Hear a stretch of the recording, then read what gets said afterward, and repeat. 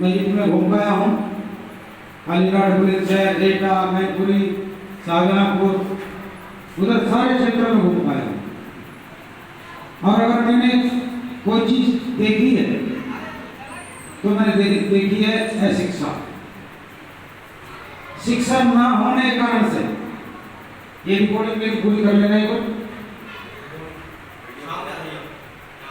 एक रिकॉर्डिंग सामने आ जाओ, ये बातें यहां तक ना रहे, दूर तक चली जाए, ठीक है ना? तो बात नहीं है किसी भी जब खंबा नहीं होता झगड़ दिया खंबे रह जाओ, किसी और एक ही एंगल से करनी चाहिए। ऐसा करो क्या ऐसा करो, ऐसे ऐसे करोगे तो पूरी फिल्म खत्म। तो जब मैं गांव में घूम रहा था और वहां पर इन क्षेत्रों में बिल्कुल ध्यान स्तर पर शहरों से हट करके मीटिंग हो रही थी, तो मैंने वहां क्या देखा? अज्ञानता, अशिक्षा, और अशिक्षा इतने स्तर पे थी। जब मैंने हाथ उठवाया तो कोई एक आध बच्चा निकला कि जो बच्चे पढ़ रहे थे। और जो फेसबुक पर चलाते देखा भी होगा, बहुत से तो लोग नंगे बैठे थे, वस्त्र नहीं, कपड़े से नहीं। इतनी दयनीय स्थिति आज हमारे समाज की। और इस स्थिति से उठने के लिए जिन जिन समाजों ने शिक्षा की तरफ चले, वे समाज आज सबसे आगे है। नाम एक नहीं, चाहे वे ऊपर वाले हों और चाहे हमारे से निचले वाले। उन लोगों ने एक ही ठाना कि हमें शिक्षित बनना है और शिक्षित बनाना है। अगर शिक्षित बन जाएंगे तो संगठित ऑटोमेटिक हो जाएंगे, क्योंकि जब ज्ञान आ जाएगा तो संगठित होने में देर नहीं लगती। और जब संगठित हो जाएंगे तो शक्ति पैदा होने में कभी कोई रोक नहीं सकता, शक्तिमान ऑटोमेटिक हो जाए। कैसे? अगर शिक्षा प्राप्त कर ली तो हमारे बीच में से IAS भी निकलेंगे, PCS भी निकलेंगे, SHO भी निकलेंगे, SDM भी निकलेंगे, तहसीलदार भी निकलेंगे, सिपाही भी निकलेंगे, फौजी भी निकलेंगे, और हमारे उन्हीं बीच में से कुछ नेता भी निकलेंगे। अगर शिक्षा है, इसका बड़ा अभाव है। मैं लगभग 35 साल से इस समाज सेवा में घूम रहा हूं। जब जिस टाइम मैंने शुरुआत की थी तो दिल्ली में अंधों में गणराज्य सिर्फ एक नहीं था। मुझे सिर्फ इसलिए ले जाया करते थे, ये पूरन सिंह को ले आओ, कि पूरन सिंह अपना 1 घंटा माइक पे निकाल देंगे और लोग बैठे रहे। और वही स्थिति यहाँ की। पढ़े लिखे हैं, ऐसा कौन व्यक्ति जो पढ़ा लिखा नहीं है, लेकिन खड़े होकर के बोलने की अभी वो खुला नहीं अंदर से। बाहर खड़े होकर लड़ लेंगे, 2 घंटे लड़ लेंगे, लेकिन अपने अंतर आत्मा की जो विचारधारा है ना, उनको अपने परिवार के सामने, अपने भाई के सामने हम बाहर नहीं निकाल पाते। और आज जितने भी सांसद, विधायक आज भारतवर्ष में हैं, मैं उन लोगों से मिलता रहता हूँ जो भाई आज सोशल मीडिया जुड़े रहे हैं, देखते रहते होंगे कि आज उस विधायक से मिला, आज उस सांसद से मिला, आज उस मंत्री से मिला। लेकिन जब मेरी उनकी बातचीत होती बैठ करके, तो मुझे वहां से शून्य नजर आता। मैंने एक सांसद से पूछा, भाई आप लगातार जीतते आ रहे हो, आपकी एजुकेशन क्या है? तो वहाँ मुझे एजुकेशन इतनी सी मिली।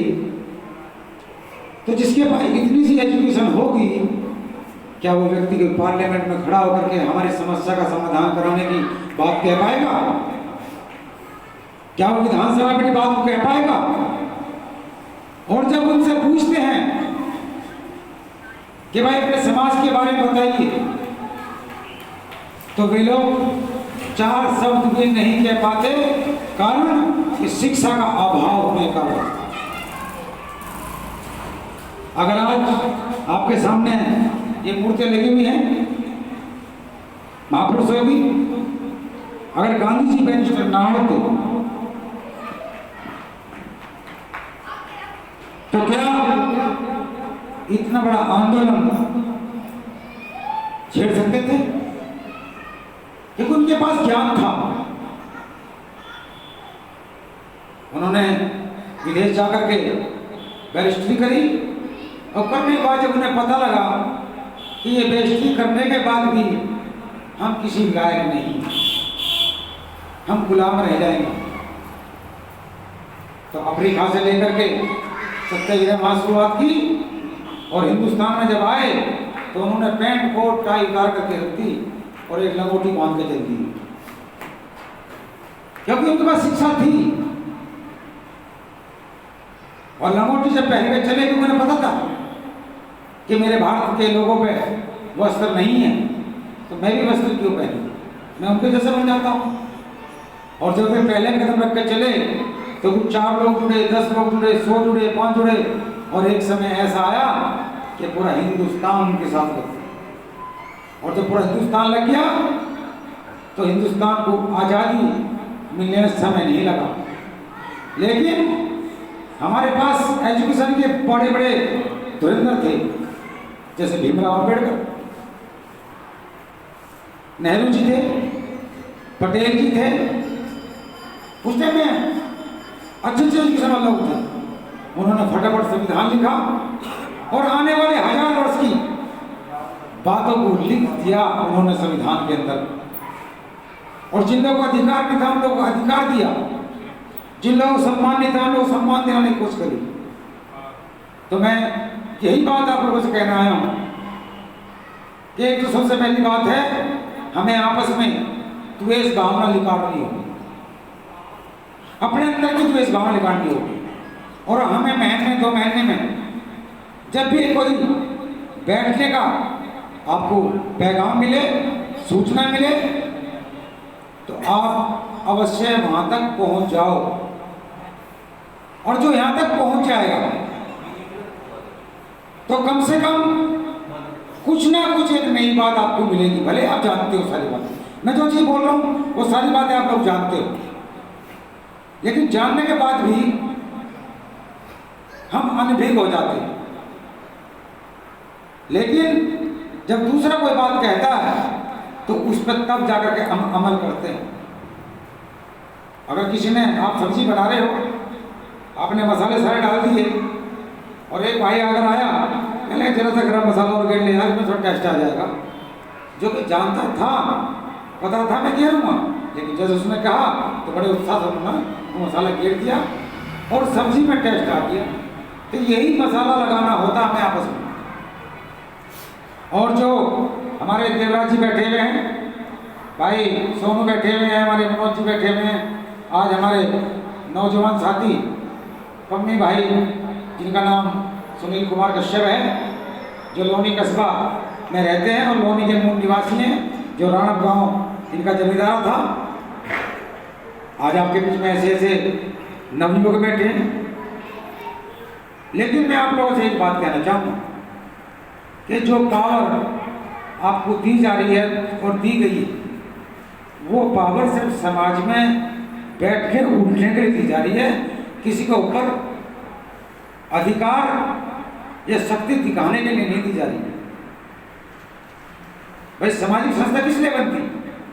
आपस में प्रेम बढ़ाना, दोस्ती बढ़ाना, और हो सके रिश्तेदारी बढ़ा लो। और जब हमारी दोस्ती प्यार बढ़ता जाएगा तो हमारी शक्ति भी इकट्ठी होती जाएगी। और शक्ति इकट्ठी तभी होती है जब हम लोगों के अंदर प्रेम हो।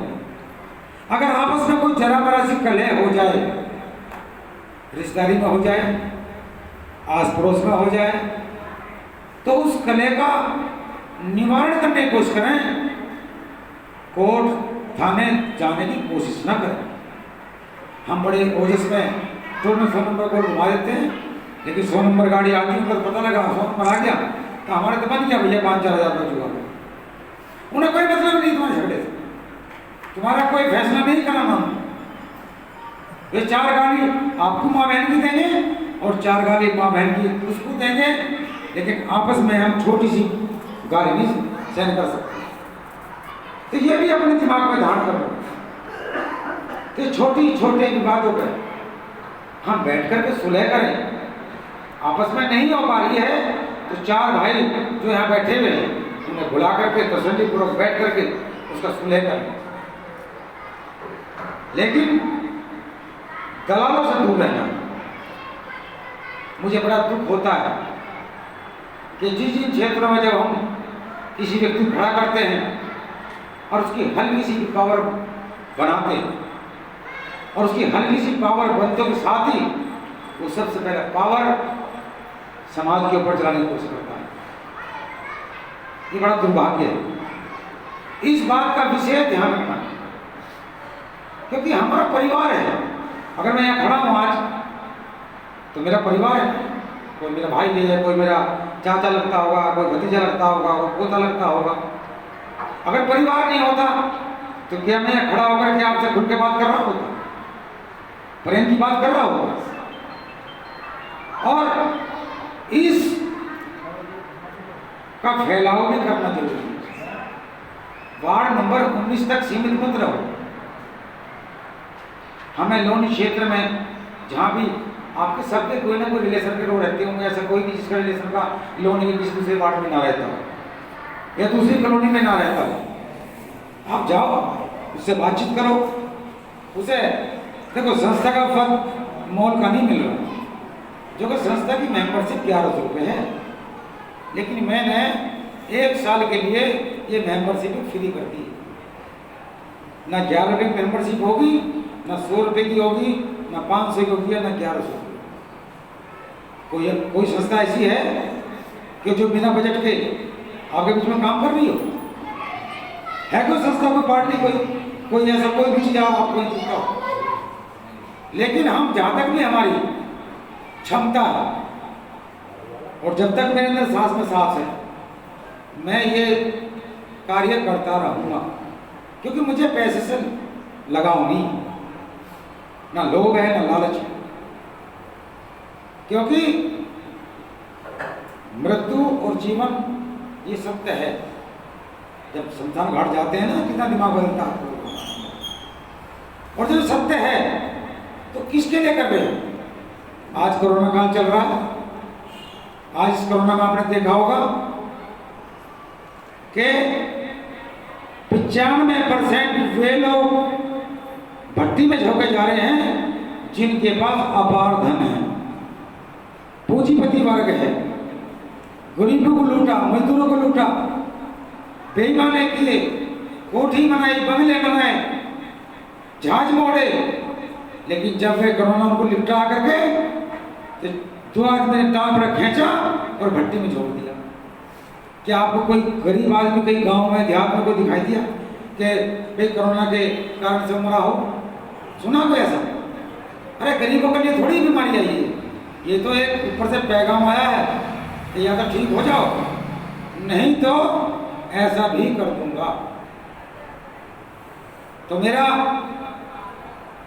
ज्यादा बात न कहते हुए मैं आपसे एक बात जरूर कहना चाहूँगा कि जब अगली मीटिंग हो और जितने लोग बैठे हैं वास्तव में समाज के हितैषी हैं, जो यहाँ आकर के चले गए होंगे, वे सिर्फ मुंह दिखावा करने वाले लोग हैं। और जब उन पर आप बताएंगे तो सबसे पहले वे आपके पास खड़े। आप लोग जो बैठे हुए हो, आप लोग कैसी गलती को करते ही नहीं है। मैं सभी को लगभग जानता हूँ, किसी को मैंने आया था नहीं समझ रहा या किसी का कोई विवाद हुआ, लेकिन जो आकर के और उठ करके चले गए घर को, इतना समय भी नहीं 2 घंटे के लिए हम इस धर्मशाला में बैठ करके हम थोड़ा विश्राम कर लेंगे, शांति कर लेंगे और यहाँ बैठ करके 2 शब्द सुन भी लेंगे। लेकिन कल को वही लोग आपके पास आएंगे, देवराज जी कल भी सुन लेना कि मेरा तो पड़ोसी झगड़ा हो गया, मुझे फलाना ने पीट दिया, मेरे लौंडे को पीट दिया। कारण कि वे समझदारी की बात सुनना नहीं चाहते।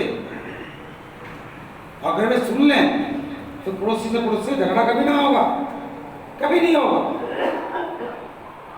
सहन करना आना चाहिए। और जब सहन करते करते, अगर मैं एक बात और कहना चाहूँगा, सहन करते करते यहाँ से चलकर यहाँ आ जाएगा तो फिर उसका जवाब देना भी हम पे आता है। जवाब देंगे हम, एक हमारे पीछे बच्चा बैठा हुआ, मैं आपको चेहरे से तो नहीं मिला आज तक, नहीं मिला ना, सिर्फ फेसबुक पे है ना, और सिर्फ फेसबुक पे कोई समस्या हुई, समाधान हुआ, बड़े प्यार से हुआ, हमें आना नहीं पड़ा, झगड़ा नहीं करना पड़ा, समाधान हुआ। और उस अगले को पता भी लग गया कि ये बच्चा किसी कमजोर लोगों के पास नहीं बैठता, बैठ जाओ, और ज्यादा मालूम पड़ जाएगा, पता नहीं पड़ा।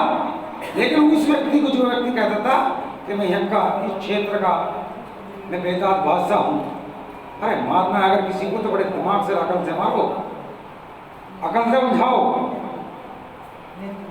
अभी रास्ते में मिला मुझे, अरे नेताजी नेताजी, जो कि पहले कहता था अरे भाई नेता कहा जा रहा है, तो इसका नाम ही लगा।